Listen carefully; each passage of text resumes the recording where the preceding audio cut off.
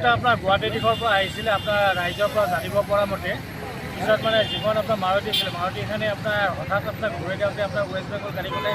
ৰাখিব নোৱাৰি কেনে ৱেষ্ট বেংগল গাড়ীখন আগচাইডে লাগি কেনে মাৰুতিখনৰ আপোনাৰ ক্ষতি হৈছে যদিও মানুহৰ কোনো ধৰণৰ ক্ষতি হোৱা নাই সেই থাকলে তাৰ খান চাই আছো মই দেখা গাড়ী ৰখি আছো তাৰপৰা এই চাইডে চৰে গাড়ীখন ৰাখিছোঁ মানে টেম্পুখন ৰাখা আছে চৰে মই তাতে মাজত থৈ দি আছোঁ তাৰ এখন চাই আছোঁ মই এইবাৰ হঠাতে পিছৰ পৰা এখন মানে অনগেনৰ নে কি এখন কলা গাড়ী আহি হঠাতে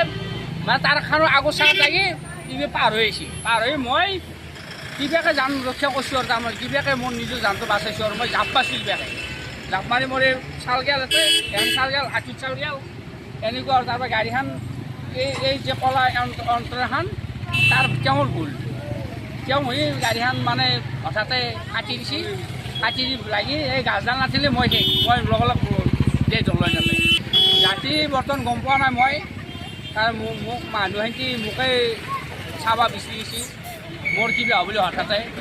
মানে তেওঁলোকে বিচাৰি গৈছে মই কিবাকৈ মানে আল্লাই মোক বাচাইছে আৰু কিবাকৈ আল্লাই সহায় আছে সেইকাৰণে মই বাচিছোঁ ৰাইজৰ সহায়ত বাচিছোঁ আৰু মই এনেকুৱা আৰু যিকোনো খবৰৰ বাবে যোগাযোগ কৰক 7099017330 লগতে 7099017110 নম্বৰত।